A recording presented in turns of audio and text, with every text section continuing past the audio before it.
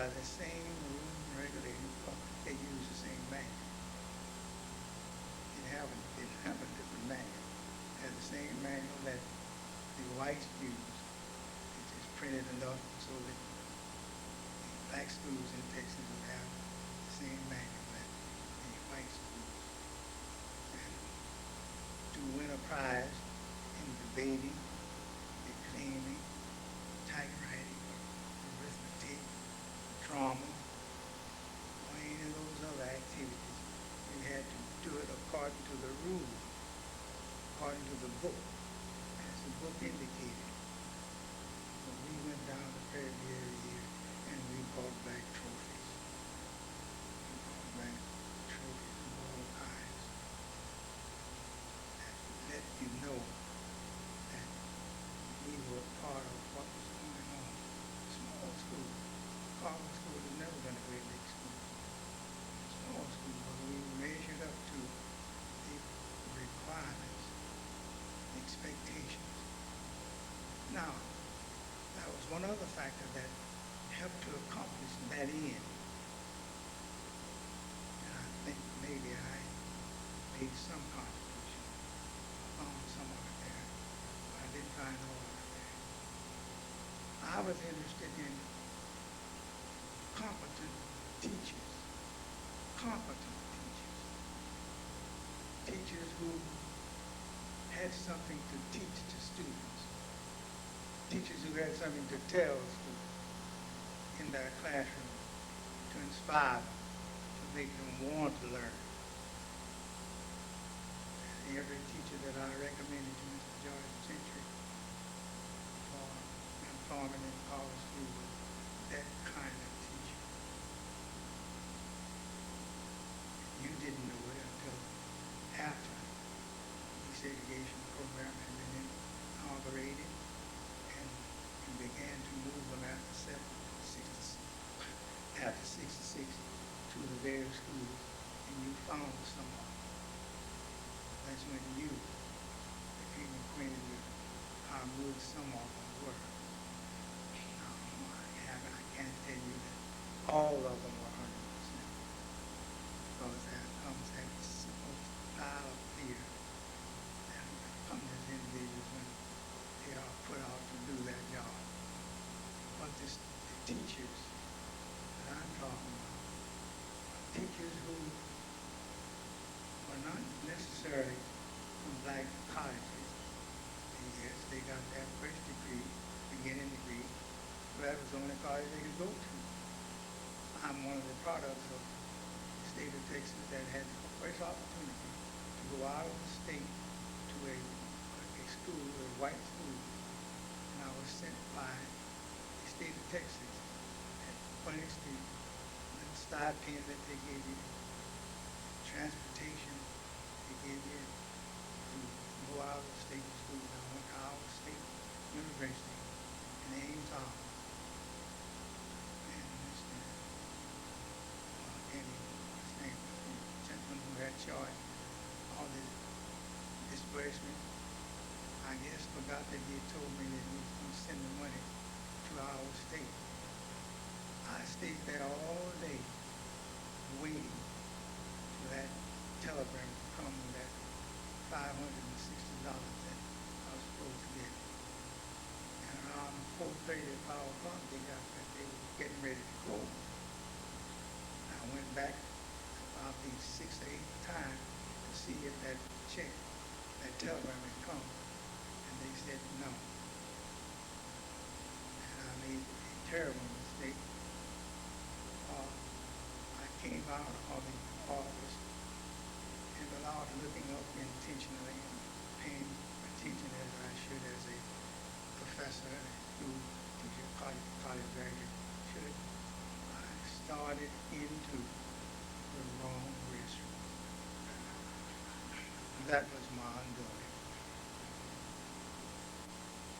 It just so happened, a lady, I guess, didn't know what I was about to do. Maybe I didn't know what I was about to do. So she said, come here. Are you here? We answered, here's what you've been doing. I thank you.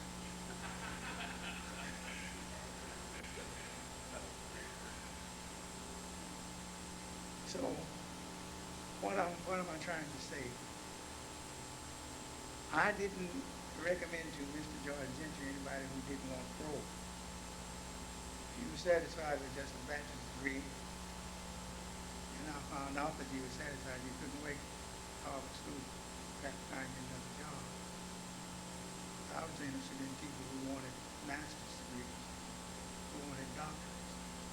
Well, I know I was going to lose some of it. I knew at the outset that we would not be able to keep all of the masters. You send one to University of Texas, send one to Columbia. Or I was going to lose my wife this particular time we went to Columbia. And all kind of offers to other schools. I was able to persuade her to stay with Winnie, not necessarily Harvard School. All right. These opportunities that black people had to fit into that one question that was asked, what are you going to do with it? And that one question that we had asked, what are you going to do with it? And we had to live with that. And that's what I was telling Mr. Gentry in that letter that I wrote. And I understood that problem. I knew what the problem was. I could live with it. And I did have to live with it. I knew there would be times when there would be some whom you couldn't talk to at all about the situation. And it was an untaught church. Yet there were others who accepted the situation and lived with it and have turned out outstanding students. We have not had the misfortune of having riots as you find in other places. We have not had the misfortune of having misunderstandings, shootings, because we attempted to cope with that too, to let individuals know that you don't get what you want overnight.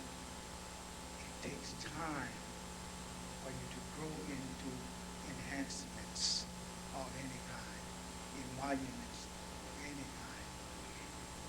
And that time element was a growing element for each individual, each group.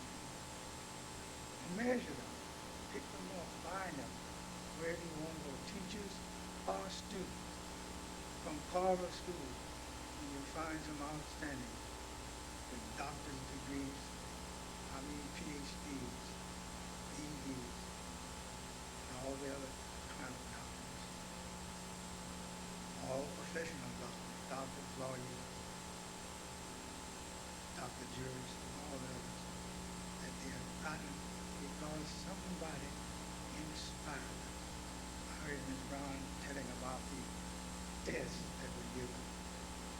Yes, John is afraid of test taking just as probably he did in just his other school when he was in it. And one year we went up to the junior stage test, taking the merit scholarship. That particular year, the two teachers who had charge of it were a little lax in their concern about whether these two bright students, and they were bright for both the girl and the boy, were genius and were made into whatever you want to make them. When I found it out, I found that they were not even participating. I called the conference with the two teachers. Why? I wanted to know why. Well, they just said that it was too hard and they didn't think they wanted to participate in it. And that's when I jumped straight up. You can't allow black children to talk about how hard something is. It's too late now, we've lost something. But don't ever let that happen again. If we do, I'm going to write 2 letters to Mr. Gentry. One to fire you and one to fire me. If you want to fire me for firing. That's what I think needs to happen. A teacher that allows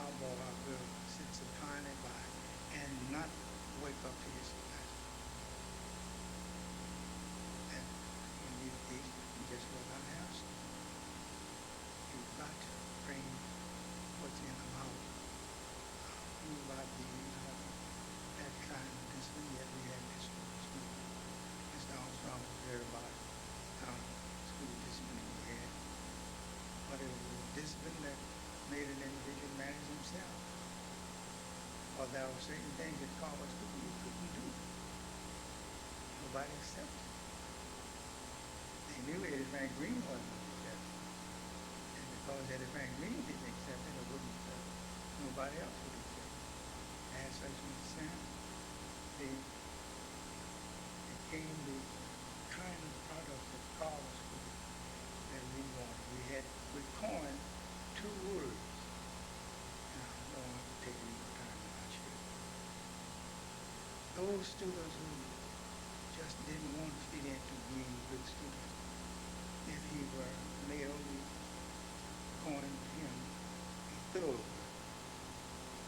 And a young lady who didn't want to fit into the rules and regulations, who become a standard student, she became a thuggist. Now, whether that's good English, Miss Mitchell isn't here tonight, so I don't know whether that's good English or not, but those two words became bywords of Carver School, thugs and thuggists. And they finally got where they didn't want to be called thugs and thuggists. They wanted to be something else. And they became something else. They became something else. The rules and regulations didn't just abide with students, it abided with teachers.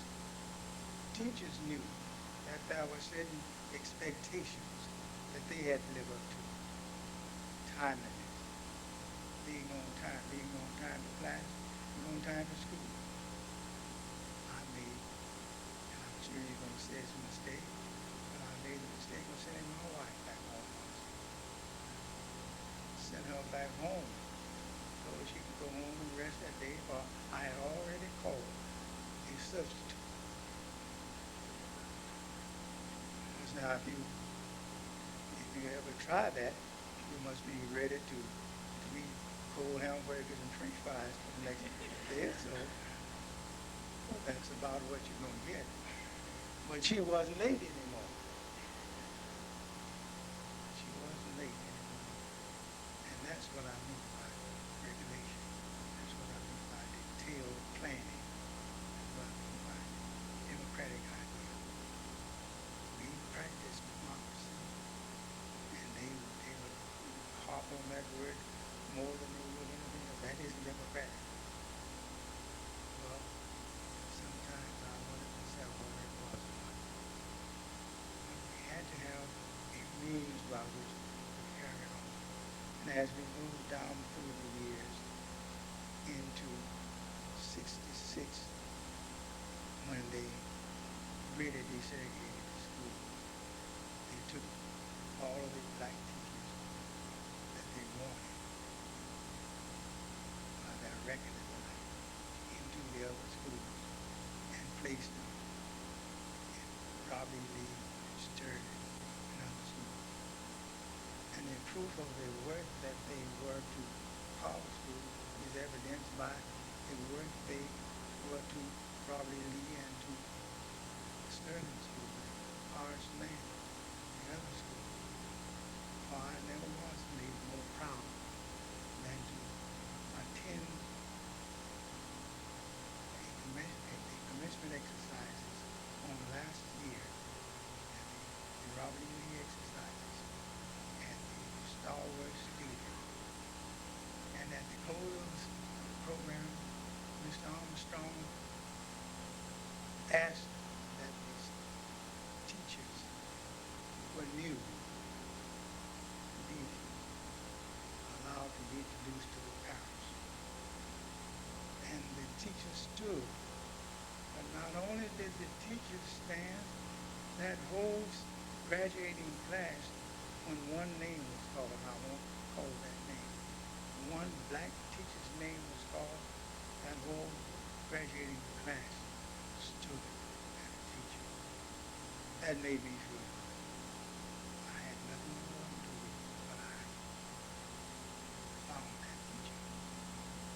And that teacher who taught to the people when you got what it takes. And I think they found that she had what it took. I've taken too much time. Thank you.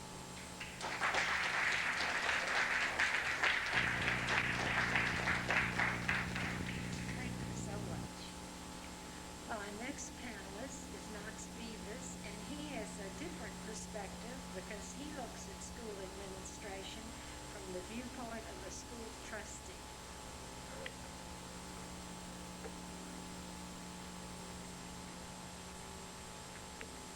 not sure I'm qualified to look at it in that direction, really. You have been listening to two experts, and you're getting ready to listen to another one, Mr. Armstrong.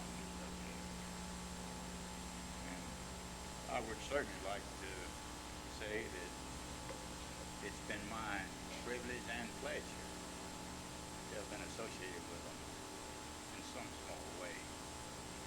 If you talk about early education, it means different things to different people. Is it way back yonder when some of us started the school or before that? Or is it last September when little Joe started? So what do we mean by early education? I've spent most of my time in Baytown by far, and as Ms. Brown said, proud to be here and here by choice anytime you want to look at it. I attended Baytown Junior High, Robert E. Lee College, and with the help of my teachers, I got out of all three. And in Lee College, if you remember not too many years ago, it was in the high school. That's where it started, in Robert E. Lee High School. And when I attended, that's where we were. And it was mostly evening classes. So the school board through the years have had lots of things to do. Lots of changes have taken place. You've seen some of them, and some of you have seen a good many of them. Talking about early education, why, you got to talk about Baytown, Pelly, and Goose Creek. And when I was in Baytown Junior High, that was in the early 30s. And it was really Baytown, Pelly, and Goose Creek at that time. And we talk about the competition and the rivalry between Robert E. Lee and Sterling now. But I can assure you it didn't just start when Sterling opened its doors. It was here way back down between Pelly, Baytown, and Goose Creek. And I'm sure it was a problem for each and every school board as they worked with them. I can remember a night when Horace Mann was going to play Cedar Ball. And my little girl was going, and several of the little girls in the neighborhood were going to crawl in the station wagon with Polly and go to the game. I had been invited.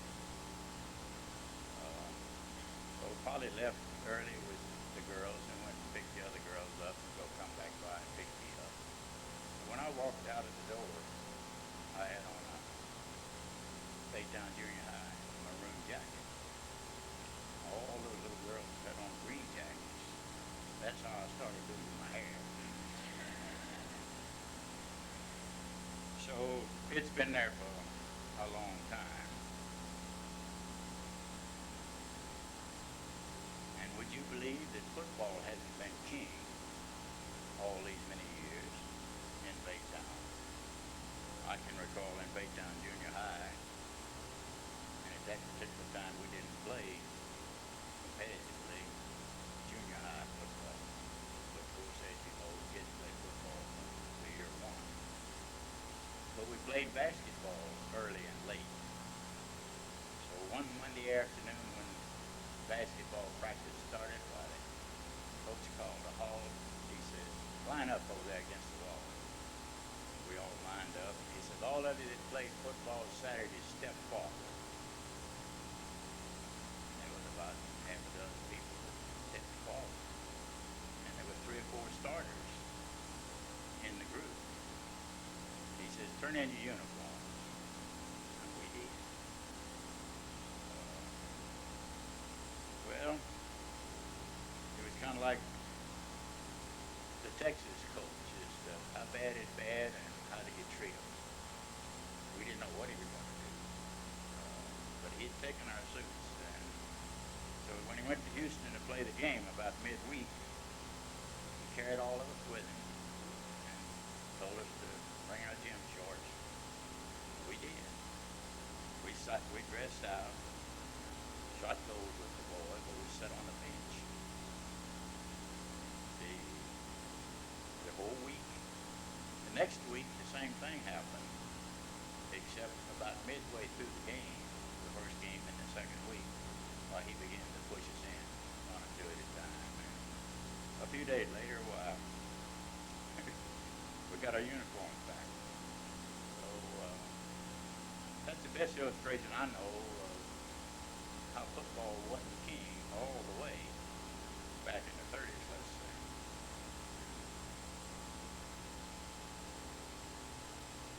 Another item that was of interest along about that time, it was somewhat different. In the basketball setup, they had under 105 pounds and over 105 pounds. Now all y'all can look at me and look at Sam Bramlett and see that there's a little difference. There was a lot of difference back in 1933. And he was over and I was under.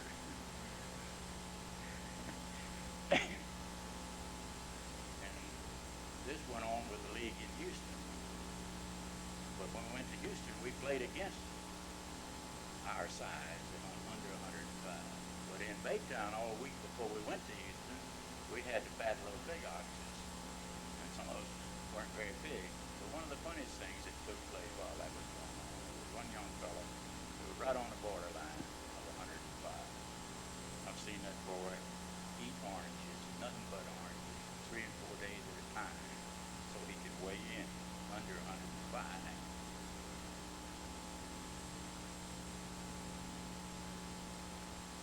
Ms. Brown mentioned the auditorium while ago.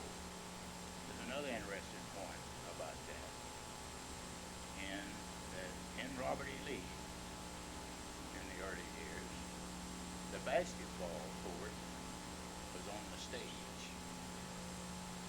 And people who attended the basketball game sat in the auditorium. So some school board had a nice problem trying to work that so that we had a gymnasium. And we finally got it. But it was after Knox got out of high school.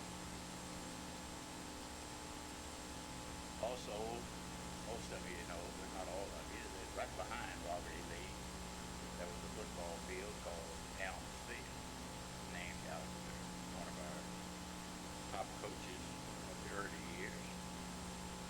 Right now, it's covered up with a cafeteria and a parking lot and something else. Across the street, you remember the old stadium, and then we go out to Stallworth Stadium, which is really uptown and competitive with any in the area, you might say. Highlights while I was directly involved with the school board, as far as I'm concerned, were people like these three here and others that we did business with and worked with that made life interesting and worthwhile. The second item, was the originating, starting building of Sterling High School. That just had to be a highlight for a lot of people, and especially me in the small part that I played. Things have changed, no doubt, and they do through the years. And we're hearing things said today about what's wrong with our kids and what's wrong with us, and so on and so forth. But here's a little clipping that I happen to hang on to that I picked up in the real early 60s. And some teacher had got disgruntled, as Mr. Green knows some do. And she was more or less fed up. So the little article says, "Teacher tells all." It says, "A fed-up school teacher resigned with this comment. In public schools today, the teacher is afraid of the principals are afraid of the superintendent superintendents are afraid of the school board. The school boards are afraid of the parents. Their parents are afraid of the children, and the children are afraid of nobody. Now you've heard that or something very similar to it recently, and that's about our bad kids today. Well, I think you heard things like that in the 60s, the 40s, the 30s, and all along. I remember a poster in old Baytown that had something to say about quality education. And that's something that's talked about by all school boards and all administrations, no doubt about it. I wish you'd look at this cute poster that's put out today, so to speak, about quality education. And it unfolds, got several items inside, but basically it's talking about our kids today and their future, and how are we going to treat them, and how are we going to teach them. And it's entirely up to our administration, our school board, and they're working together as a team for the best effort for the kids that we all love. Thank you.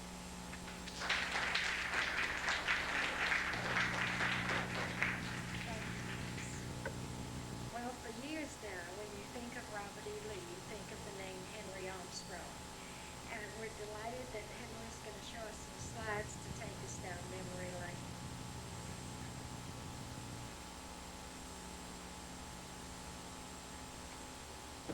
First, before I start with the slides, a few things that I would like to reminisce on a little bit. And I would like to correct Eddie Frank when he said something about democracy in Georgia.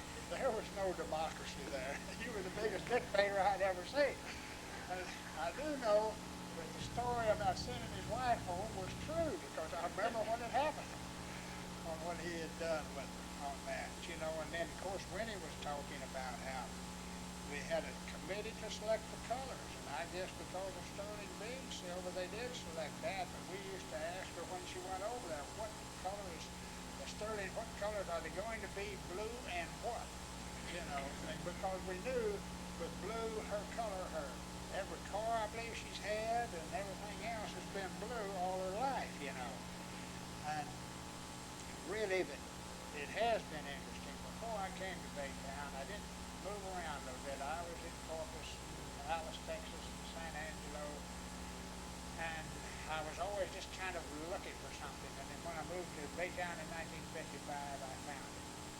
And I've enjoyed, of course, my association here, and with the community, and with people that are on the Board of Education, like Knox, Grace Walker, and all of these that have helped us to make our schools what they are today, and they've done a great job on it. And you know, I came in, and I really kind of came in, my brother George was killed in 1955, November, in a car accident, coming back from November, and from Corpus Christi, and Dan Stallworth asked me if I would come and take his place, and I was very hesitant about that for a while. And then finally I said, well, yes, I would do that. And I did. And of course, I never regretted that. I'll have to tell you my first scouting experience when I went down and we were playing Port Arthur the second ball game, and I went with Frank James, and most of you know Frank, you know. And so we scouted Port Arthur, and we came back, and Frank kept saying, Henry, give the scout report. You give the scout report. And I said, well, if I had gotten it down, I would. And so I got up and gave the scouting report, and Dan sat there, and I was defensive coordinator at the time, and we were there, and he said, well, what defense would you use? And I said, with a few modifications, what I would use against Port Arthur.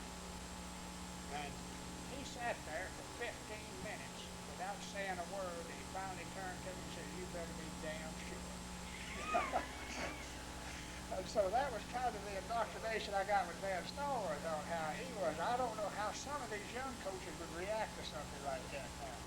Or some of these youngsters that are out for football, how they would put up with some of the things that Dan did. But he was a master psychologist. I've never seen him when he didn't say the right thing to the team when he was getting ready to send them out on the field. And just one more story on Dan when we were playing Midland. And they were ahead of us 14-0, and Midland was ranked pretty high in the state, and we were too at the time.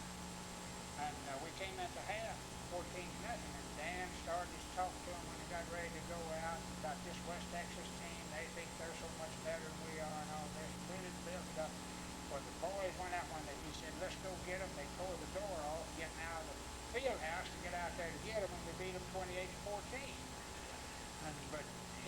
was really something unusual. And I have to tell one more story on, I don't know how many of you know Holly Mackerel. And I came in as assistant principal, and Holly had got me to do this for him, and the first day, as being assistant principal, we were in his office talking. And this irate parent called Holly up and told Holly, said, I'm going to come and give you a good licking. And old Holly, you know how he was, if you knew him, said, where are you coming from, and I'll meet you halfway.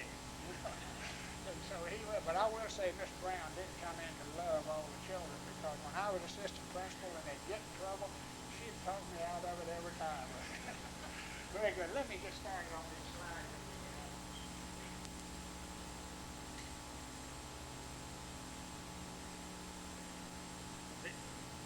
These were taken out of some old Robert E. Lee annuals. This is old Andy Smith here. And this is the other place that Robert E. Lee did right now. And then here is the cornerstone basically and when the erection building in 1928. And then here is, I believe, 1928 man in one of Robert E. Lee's that time. Call over. And then students here some things on football and things that involved with it. I mean, don't want to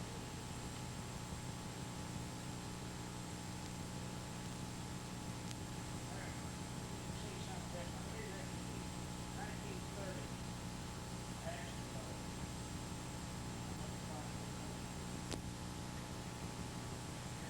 Baseball.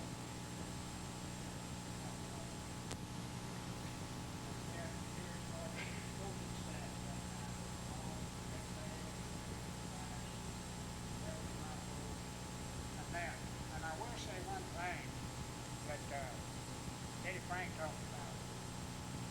Beverly Rocco was coaching track. Carver used to come over and work out with us all the time when they were there, when we had the two high schools. And really, our track program of Roy Hutchins and Beverly Rocco was integrated a long time before many of the schools and everything.